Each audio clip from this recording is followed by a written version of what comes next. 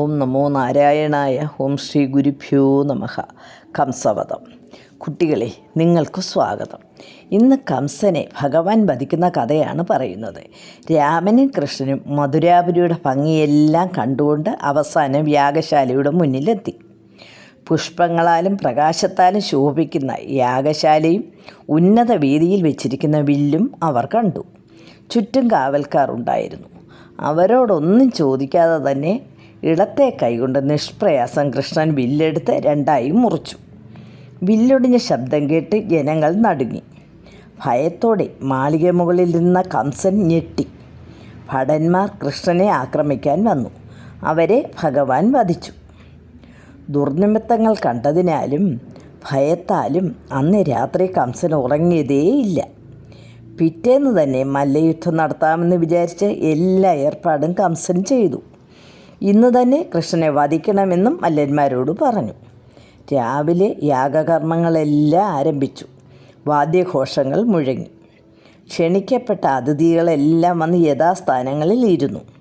സ്ത്രീകളെ കൊണ്ടും മറ്റ് ജനങ്ങളെ കൊണ്ടും യാഗശാലയുടെ പരിസരം നിറഞ്ഞു.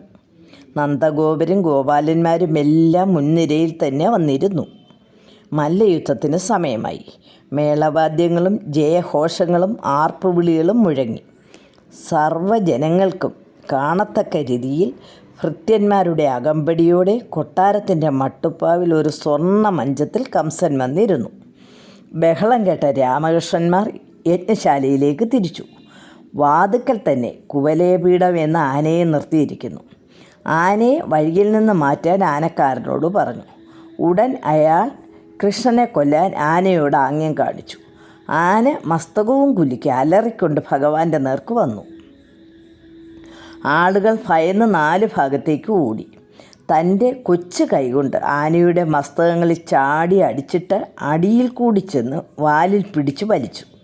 ക്രുദ്ധനായ ആന ഭഗവാനെ തട്ടി നിലത്തിട്ട് കൊമ്പുകൾ കൊണ്ട് കുത്താൻ തുടങ്ങി.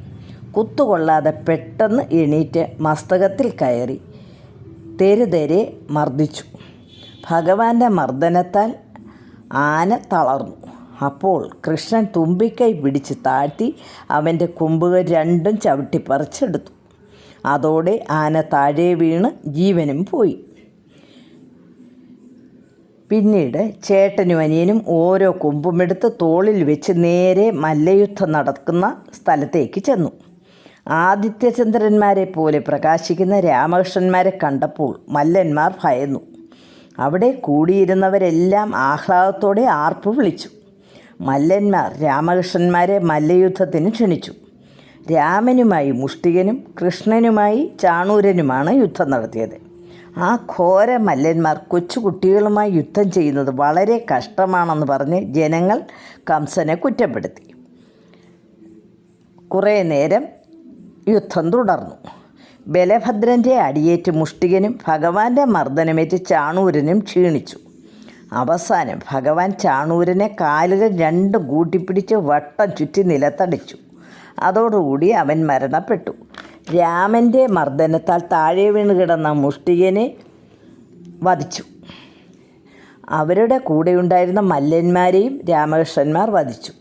മല്ലന്മാരുടെ മരണവും ജനങ്ങളുടെ ആഹ്ലാദ പ്രകടനങ്ങളും കണ്ട കംസൻ ദേഷ്യം വന്ന് കുട്ടികളെ കാരാഗ്രഹത്തിൽ അടയ്ക്കുക, നന്ദഗോപരെയും കൂടെ വന്നവരെയും എല്ലാം ബന്ധനത്തിലാക്കുക, വസുദേവരുടെ തലയറുക്കുക എന്നിങ്ങനെ എല്ലാം ചാടി എണീറ്റ് ദേഷ്യത്തോടെ വിളിച്ചു പറഞ്ഞു.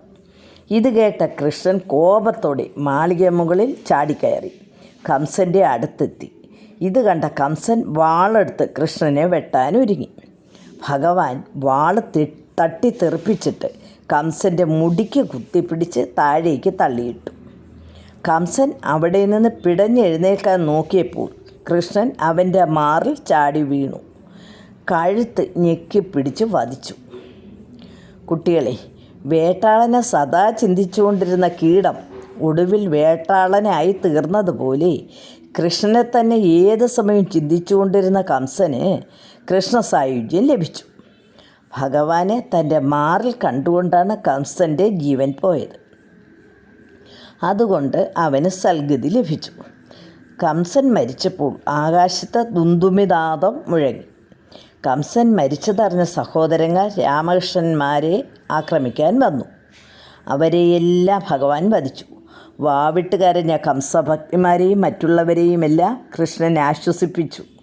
പിന്നീട് കാരാഗ്രഹത്തിൽ കിടന്ന ഉഗ്രസേനനെ രാജാവാക്കി വാഴിച്ചു. കുഞ്ഞുങ്ങളെ, യാതൊരു ഫലവും ആഗ്രഹിക്കാതെ എല്ലാ കാര്യങ്ങളും നമ്മൾ ഭഗവാനിൽ അർപ്പിച്ച് ചെയ്യണം. നിങ്ങൾക്ക് ഭഗവാന്റെ എല്ലാ അനുഗ്രഹങ്ങളും ഉണ്ടാകട്ടെ എന്ന് പ്രാർത്ഥിച്ചുകൊണ്ട് കഥ നിർത്തുന്നു. ഹരി ഓം തത് സത്.